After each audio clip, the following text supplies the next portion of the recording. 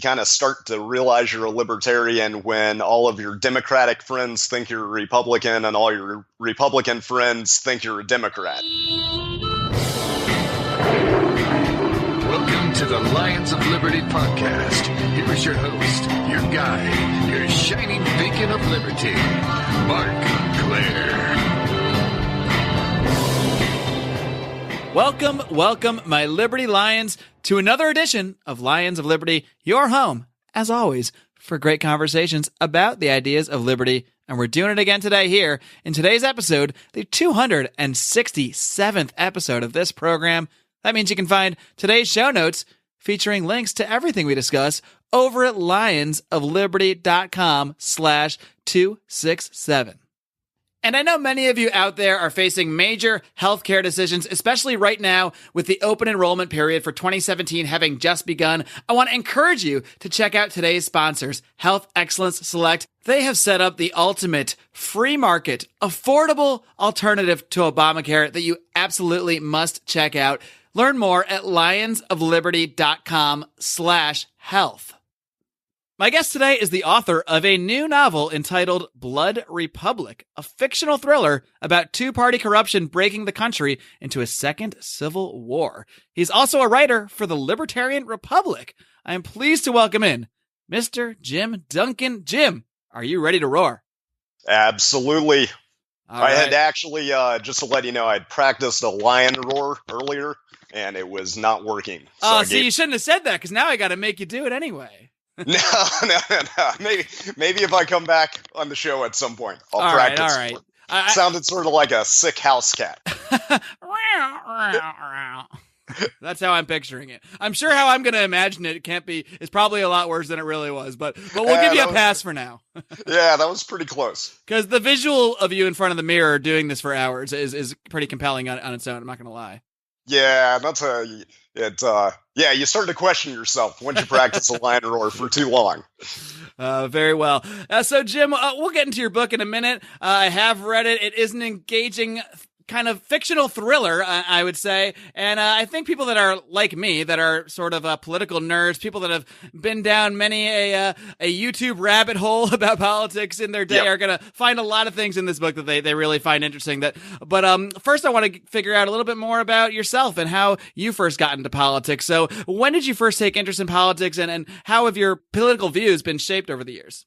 Well, let's see. I guess I've always been interested in politics, religion, philosophy, kind of the bigger subjects of life for pretty much as far back as I can remember. As far as politics specifically, I was raised in what you would probably consider like a conservative household. I think my parents mostly voted Republican, although they weren't, staunch Republicans by any means. We were allowed to think for ourselves and everything. But I grew up with that kind of influence. And as I grew into adulthood, I found myself like just consistently being kind of disappointed in whatever political stance I took as far as Republican, Democrat. That also goes for, I guess you could say I'm a contrarian at heart or very independent thinker, because any group or bigger ideology that I attempted to align with, immediately what I would do is start to find the holes with it and the problems with it. So in regards to politics, I think I voted for George W. Bush first term, didn't vote for him the second term, voted for Barack Obama the first term, didn't vote for him the second term. And that was around the time that I started to write the book, was around in 2012. And actually, I kind of grew into more of a libertarian stance as I was writing the novel. So yeah, what do you think it was about that writing process that sort of guided you down towards more sort of libertarian ideas? And I think something you said earlier might kind of play a part in that. The fact that you were always open to challenging your views, opening to altering the way you the way you look at things politically. And I think that's evident by your voting record there. Now, don't be ashamed. Don't feel bad voting for George W. Bush in 2000. I did the same thing because I was an 18-year-old kid and I didn't really know much better, but I was actually 20 years old, but whatever. But, the fact that you didn't just go back to him again shows that you reevaluated, your decision and reevaluated that politician. And he did the same thing with Barack Obama. So, so many people are stuck in this two-party divide, and it seems like you were never really stuck in that even from the get-go. So what was it really about your deeper look at politics here through the writing process that kind of pointed you in the direction of liberty? Let's see. I guess because kind of the way that I looked at politics and everything is, I would guess you would say from a sort of deconstruction point of view, that, as I mentioned, I would try to find, as soon as I tried to align with something, it's just my natural inclination to then try and find why it doesn't work or what the flaws with that thinking are. And like when I used to vote Republican, it would, I would identify with certain aspects of it, but then immediately find out that, that didn't encapsulate everything. When I voted Democratic, the same result. And then I progressively then started to see more and more how, which I still think is extremely troubling, the way that there's so many people that will vote party line, basically, based on just, I call it wearing the t-shirt color. Like they're going to vote Republican every time, vote for whoever's wearing the red shirt just because they're Republican. Same with the Democrats, and it's I don't know, the more I dug into it, it naturally led to libertarianism. At least a huge portion of it is the only reasonable answer to those only other two options, really, if that makes sense. Yeah, absolutely. And I'm kind of curious how much, you're doing this writing process in many ways led you to libertarian ideas. So I'm curious if there was sort of a full circle effect. At the same time, did you coming into those libertarian ideas end up then affecting the writing as well? Yeah, absolutely. And it's kind of interesting because as I got more into exploring the libertarian ideals, then it did change the book. And in all honesty, I don't know how much we should get into the actual story of the book, but it's kind of funny that I have, since I got done with the book and explored libertarian ideals even more, I've kind of, if I was going to write the book now, I think I would end it slightly differently to have more of what I view as the political answer to the problems in the book a little more clearly than I did when I originally finished it. So yeah, in answer, they're both sort of, I've evolved and the book was evolving, and then I've continued to evolve a little bit even since I've finished the book. Yeah, we certainly don't want to give away the ending of the book, but I think we can maybe glaze over the basic plot a little bit. And I touched on it there in my intro, but why don't you just give your elevator speech version of the basic plot of this book? If you run into somebody in the elevator, you got about 60 seconds or so, you want to sell them your book. What's the basic gist that you would put out there? Yeah, sure. It's what I typically go with is it is a fictional political thriller about the country being torn apart by two-party corruption and collapsing into a second civil war during a disputed election. Well, we don't really have a disputed election this time in the sense that the vote was pretty clear. The victor is going to be pretty clear here. But there's definitely a lot of people disputing the election in terms of a lot of dissatisfaction with the result. I think that might have been the case no matter who won. And what actually sparked this story in your book, sparked this sort of civil war, was an electoral college tie. And I got to ask, were you sort of secretly sitting at home watching election day coverage, crossing your fingers that maybe a scenario like that might actually play out? Yes, absolutely. Until just like with practicing the lion roar at a moment, then you realize, what the hell am I doing?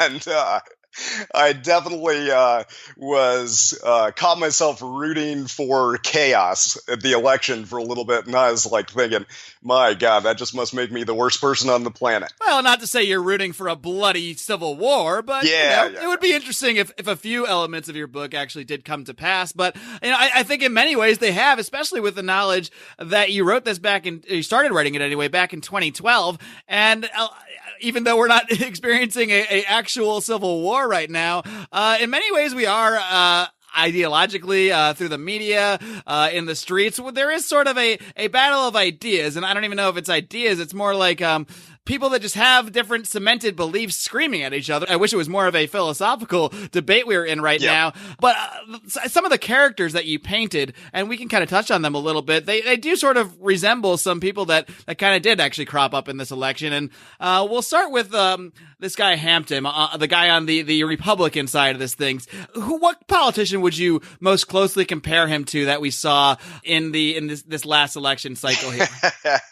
Well, I will say, when I originally started writing it, the Republican probably resembled Ted Cruz, a combination of Ted Cruz, maybe Mike Pence, of the more of the sort of fundamentalist Christian conservative type.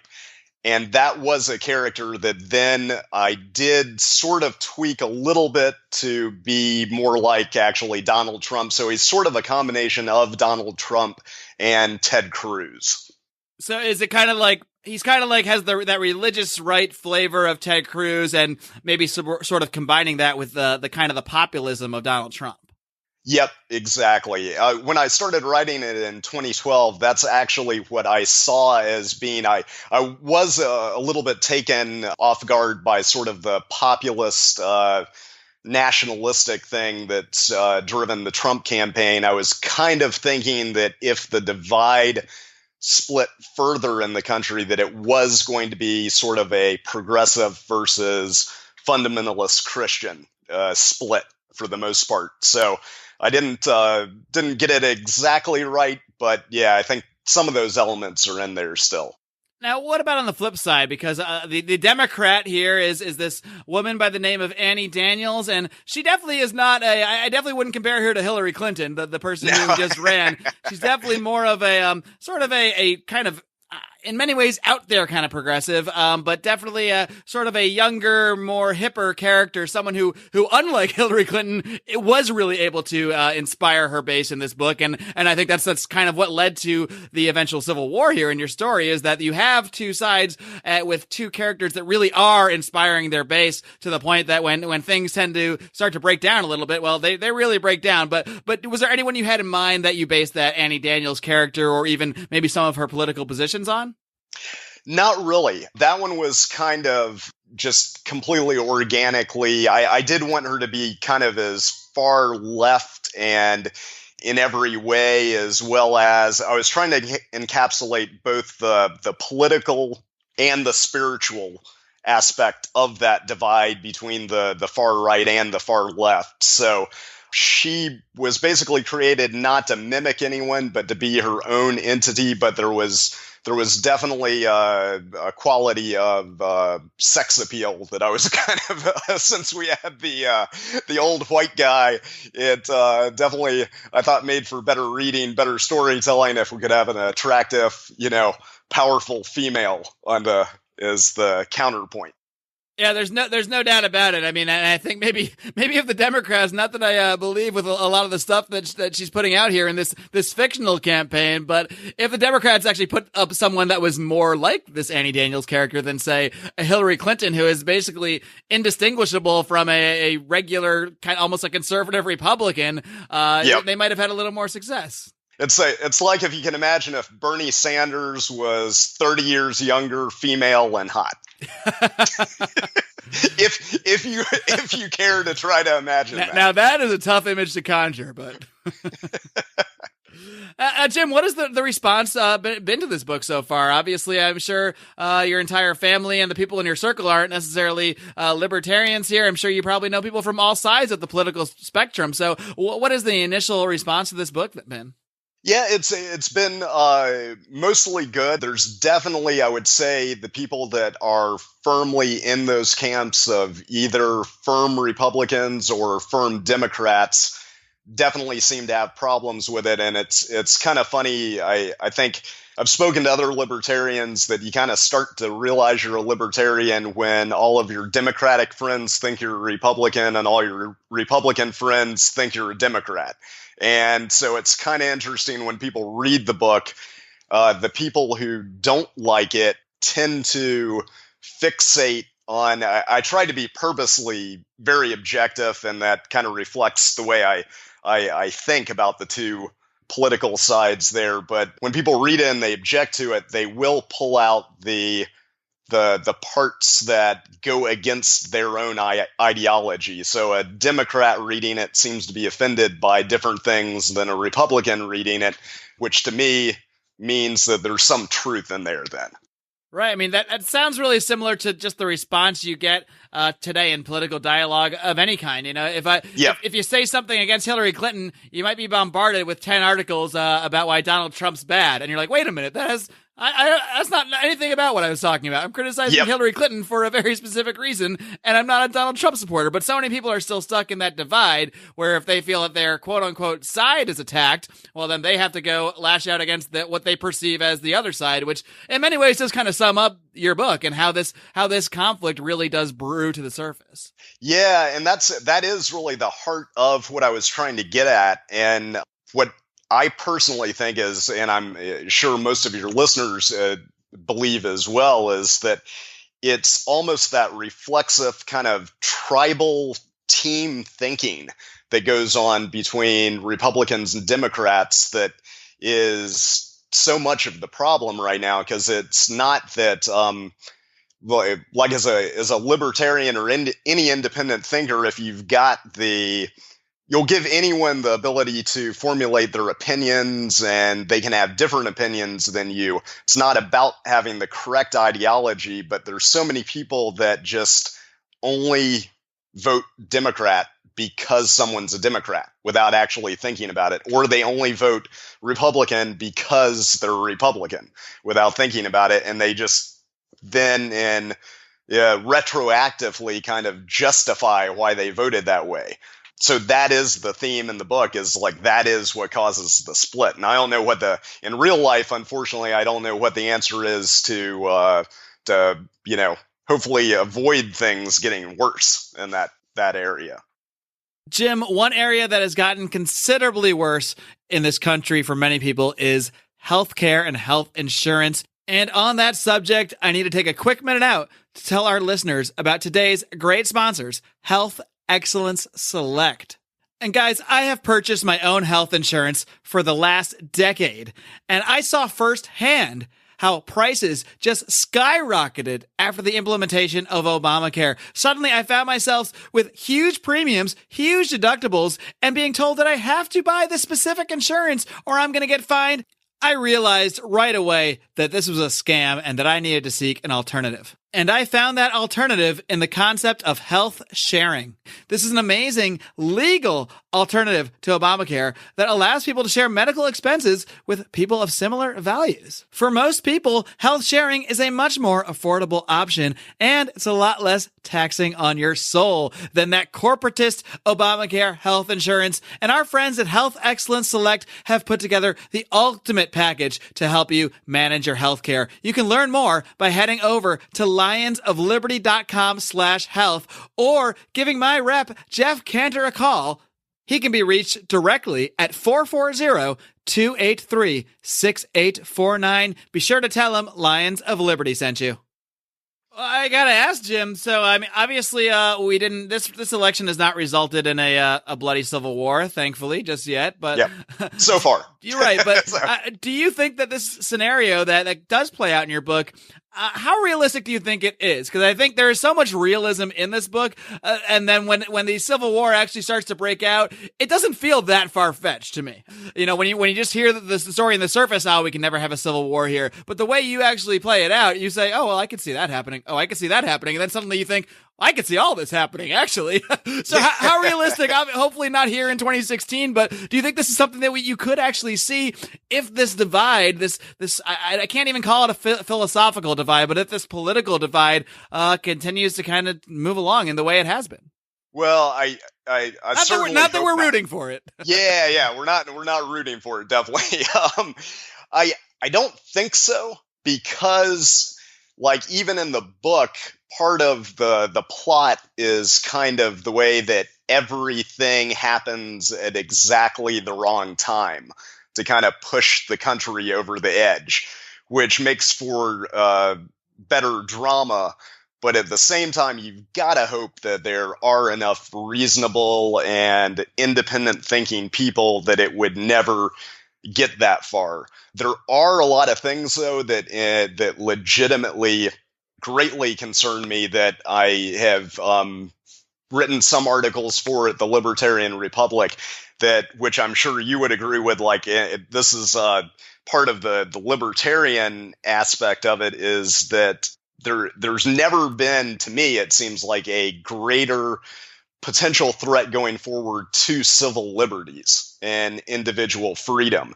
And so as far as real world, it definitely, I don't know if we would have a scenario where we break out into a second civil war, but there's a lot of concerning things that it seems like we could be living in a fundamentally different country if we don't all kind of start thinking about the bad possibilities as realistic and actively moving to prevent the worst case scenarios from cropping up.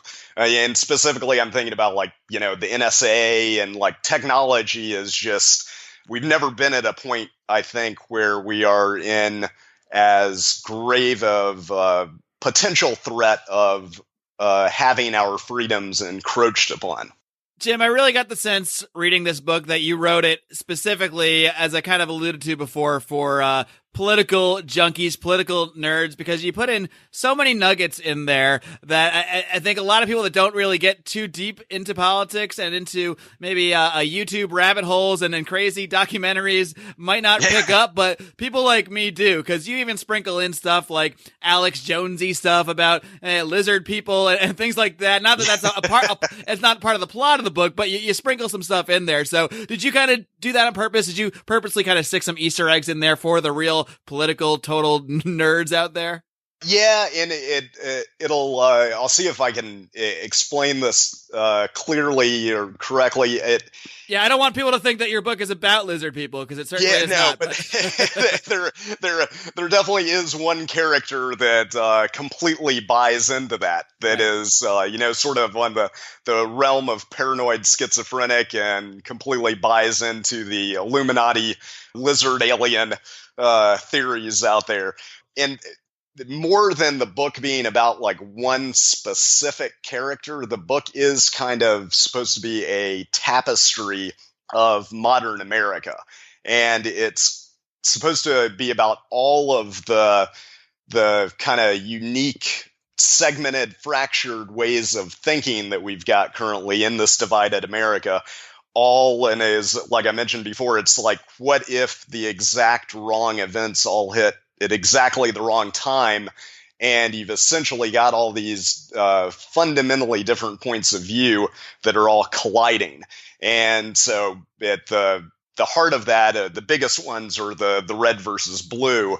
But then, within that, you've also got the even stranger, you've got people that are complete anarchists, or people that believe there are Illuminati lizard people, or like even one of the very minor characters is just like a whole positivity, believer that everything, if you just keep on thinking it's all going to be okay, it's all going to be okay. The secret type stuff. Yeah, so it's kind of supposed to be like the wrong events hit, and what happens when all of those thoughts collide. Yeah, you really leave no political archetype untouched. Yeah, well, that's what I was trying to do. So yeah, I appreciate that. Jim, I'm curious, did you have any experience, writing fiction before this? I mean, was this your first attempt at this kind of thing? No, actually, I've written most of my life. I'm one of those people that like I'm old enough now where like I was prior to like the changes in the publishing industry. It like used to be that a very few amount of people even thought of being writers. That's changed dramatically, but like I was one of those people that wanted to be a writer from like when I think it was one of the first things that I said I ever wanted to be when I was like 6 or 7 years old.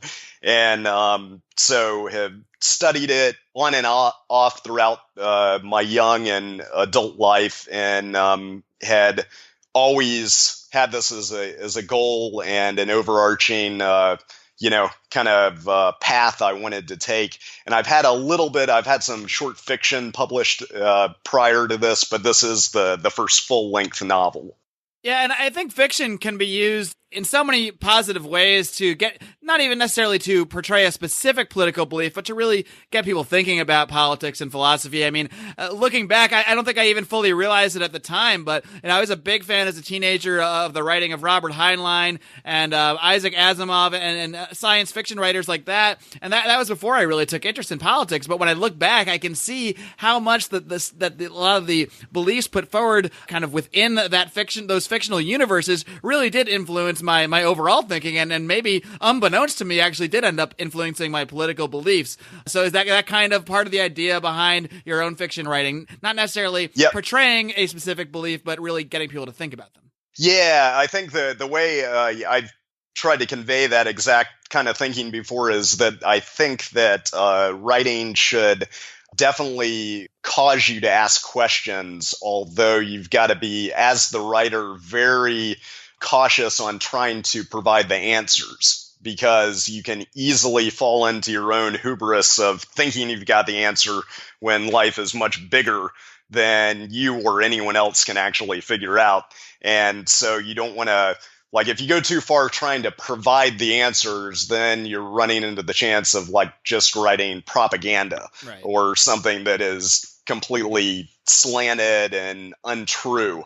But definitely a lot of writers from the past, like Ayn Rand and various George Orwell, like I always admired those authors that tried to push the envelope on either raising personal or societal questions, sort of making society look itself in the mirror and ask those hard questions. And it's kind of interesting because I've part of my education in the craft of writing is I've been to several what are called writers' workshops that they have around the country that are sort of like, the best way to explain them is they're truncated, like very truncated MFA programs, or kind of like substitute for them, where you go in and you work with already published successful authors for intensive little week or so periods.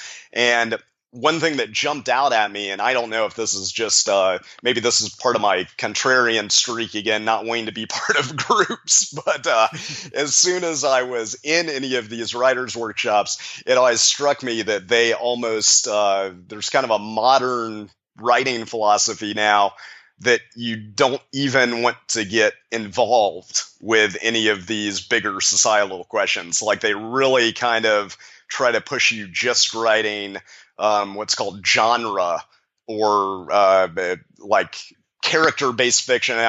You definitely need good characters and everything, but it's almost like shunned upon if you try to make it too topical, if you try to make it too anything that ruffles feathers, because you're just supposed to be writing the next version of the troubled detective. That's trying to find someone or something. You're not really supposed to be diving into current societal questions. And that always struck me as weird, because I've always thought that was like the point of literature, was to try to push the envelope and to try to raise those questions. Although the trick is you've still got to do it within a way that's entertaining and a story that actually does keep people captivated, which, just on a side note, that was what I always found problems with, like Atlas Shrugged and Ayn Rand, and like I love what she attempted to do, but then at the same time, even when I was writing this book, I was specifically thinking I have got to make it more entertaining than Atlas Shrugged, right, and more easy to read. Right. Atlas Shrugged is amazing, but every time I've read it probably twice, and I always think this was great, but we probably could have done away with about 90% of it. Yeah. The ideas are great. The characters are great, but it's just so dragged out. And I will say Blood Republic does not feel that way. This is a book that really keeps you encapsulated, keeps you into the story. And that's why at this part of the interview is where I would normally ask where you can find the book, but I'm not going to ask you because I already have the answer, because we've set up a special landing page over at lionsofliberty.com/Blood Republic where listeners can go find out some more information about this book and purchase it through our link. So I do encourage people to go over to lionsofliberty.com/Blood Republic to check out this book. And Jim, before I let you go, I'll let you do one final sales pitch on why people of a liberty mindset should check out Blood Republic. And of course, feel free to plug anything else you got going on. I know, as you mentioned, you also do some writing over at the Libertarian Republic. Yep. If, as far as a sales pitch for the book, if you're kind of fed up with people being Republicans and Democrats and not thinking for themselves, then you'll definitely find something to relate to in the novel, and hopefully it's will entertain you as well, first and foremost. And then anyone who does want to follow my articles at the Libertarian Republic, or I have got a couple other books in the works, which I probably won't go into right now. I'm a little superstitious of not talking about it too much until it's a little farther down the path. But anyone can go to author James Duncan is my website to sign up for the newsletter and get the articles and any updates on books coming out that way. All right. Well, Jim Duncan, thank you for joining me again today. And like I said, I really do encourage my listeners to check out Blood Republic, a great book. And like I said, political junkies, you're really going to like this thing. So Jim, keep up the great work. Keep on roaring. Thank you. All right, guys. I hope you enjoyed my conversation with Jim Duncan about his book, Blood Republic. Guys, I don't just hawk anything. I don't just hawk any product or any book out there. I wanted to do this interview with Jim because I truly enjoyed his book, Blood Republic, and I want you guys to think about checking it out yourselves. That's why I set up the very easy to find landing page at lionsofliberty.com/Blood Republic. I am positive that listeners of this program are going to really enjoy this book. So please go ahead and check it out. And while you're surfing the net, while you're on your computer doing your homework, you may as well go ahead and leave us a 5-star rating and a great review on iTunes. That is one way that you can really help this show grow. It doesn't even matter whether or not you actually use iTunes to listen, but that still is the largest by far podcasting platform, and any kind of boost we can get there is just a huge boon to that show. Only takes you 3 minutes to head over, leave us a great review, slap that 5-star label on us, and really help this conversation grow and get it in more of those earbuds out there. And of course, that is why we do this program, to advance the ideas of liberty, to keep this conversation going. Another way we do that after the show is over in our private Facebook group, the Lions of Liberty Forum. If you just type Lions of Liberty Forum in your little search bar on Facebook, it should pop right up. Just request to join. I'll check you out, make sure you look like a real person, and get you right in there to join this conversation. You can, of course, also directly email me if you're not a fan of Facebook. Marc, M-A-R-C, at lionsofliberty.com. For your feedback, for your guest suggestions, for topics you'd like to hear on the show, I'm more than open to anything you guys have for me, because I do this show for you guys. I want to produce the show that you guys want to hear. And I can only do that if I have your input. So please, don't be shy. Can follow our Facebook page, facebook.com/Lions of Liberty. Tweet to us on the Twitter at Lions of Liberty. There is no shortage of ways that you can communicate with us, and we encourage you to do so. Now, coming up this Friday, you know what it is again, folks. It's another edition of John Odermatt's Felony Friday, his weekly look at the broken criminal justice system. So tune back in then, and until next time, guys, live long and live free.